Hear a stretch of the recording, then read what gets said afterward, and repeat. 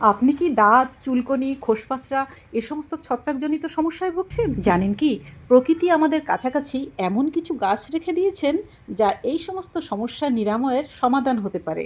আজকে আমি এমন একটা উদ্ভিদ দেখাবো যেটা আপনার স্কিনের যে কোনো সমস্যার সমাধান করতে সক্ষম।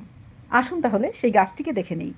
এই গাছটি হলো সেই গাছ যাকে আপনি রাস্তা দিয়ে যেতে যেতে অন্তত একবার হলেও ফিরে দেখেন, কারণ এতে রয়েছে ভীষণ সুন্দর কিছু হলুদ রঙের ফুল। হ্যাঁ বন্ধু, দাঁতমর্দনী যার নাম, নামটা শুনতে একটু কেমন লাগে, কিন্তু এরকম নামকরণের পেছনেও একটা কারণ আছে। আর এছাড়া আরও নাম রয়েছে, সেই নামগুলো কিন্তু খুব সুন্দর সুন্দর নাম। তবে সেই নামগুলো বলার আগে আজকে আমি আপনাদের দেখাবো যে দাঁতমর্দনী গাছ ঠিকঠাক কিভাবে চিনবেন, কারণ অনেক গাছই রয়েছে যা এরকমই দেখতে, আমরা ভুল করে থাকি।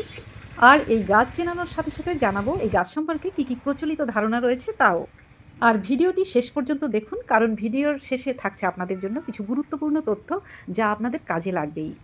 দাঁতমর্দনী, যার বৈজ্ঞানিক নাম হচ্ছে সিন্না আলাটা। বাংলায় এই গাছের অন্যান্য নাম বা পরিচিতিগুলোর মধ্যে রয়েছে দাঁতমর্দন বা দদ্রুমর্দন অথবা দাঁতমারি।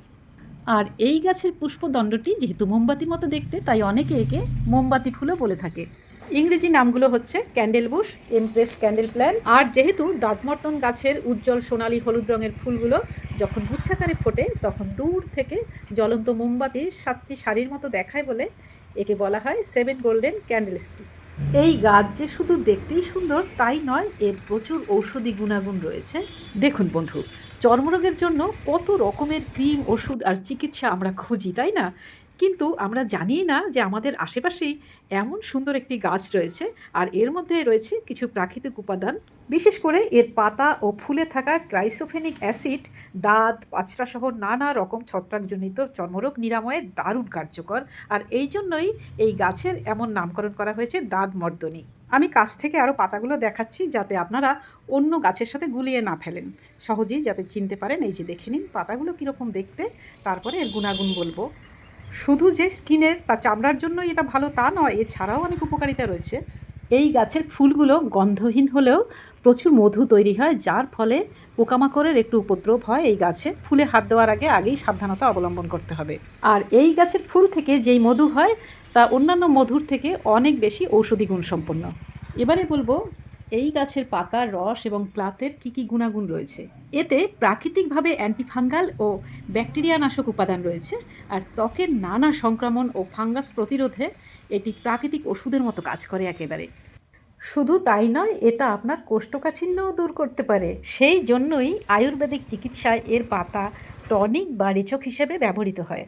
ধরুন আমাদের অনেক সময় পোকামাকড়ে কামড়ায় বা পিঁপড়ে কামড়ালে সেই জায়গায় যে জ্বালা করে বা ব্যথা করে, সেরকম স্থানে যদি এই পাতা বেটে সেই রস দেওয়া যায় তাহলে সঙ্গে সঙ্গেই প্রায় জ্বালা যন্ত্রণা কমে যায় এবং ব্যথারও উপশম হয়। এই সময় মানে এই মে জুন মাসে এই গাছের ফুলের অতটা প্রাচুর্য থাকে না।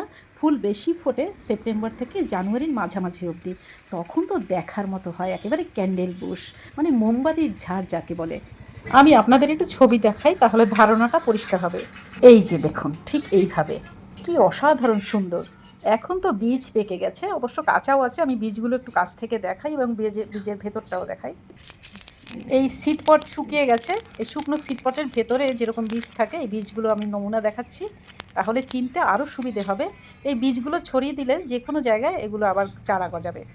আপনার এলাকায় ফেলে দেবেন, দেখবেন সেখানে হবে, সেখান থেকে আপনি ব্যবহার করতে পারবেন।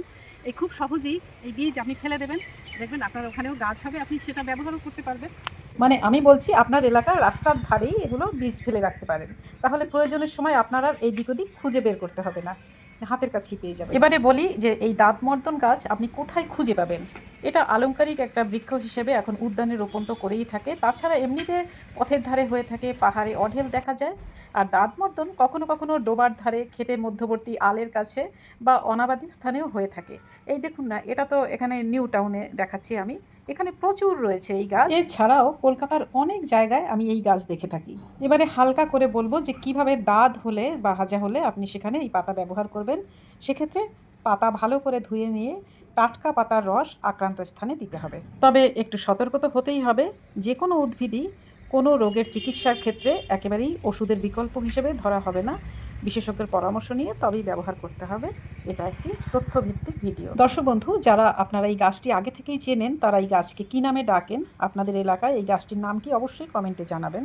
আর সবাই ভালো থাকবেন, সুস্থ থাকবেন আর গাছের যত্ন নেবেন।